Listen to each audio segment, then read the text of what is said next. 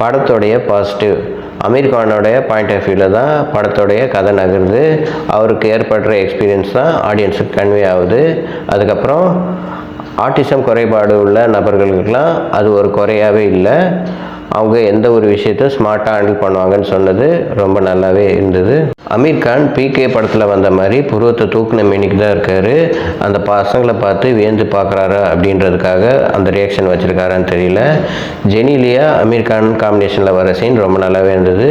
கணவன் மனைவிக்கு உண்டான பாண்டிங்கை ரொம்ப நல்லாவே வெளிப்படுத்தியிருந்தாங்க.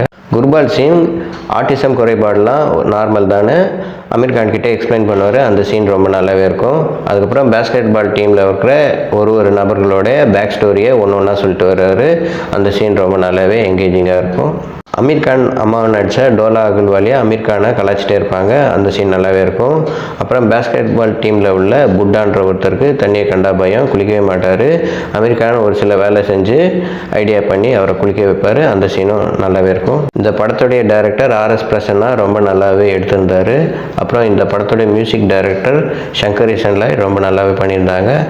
ஒரு ஃபீல் குட் மூவி பார்க்கணுன்னா தாராளமாக இந்த படத்தை ட்ரை பண்ணலாம்.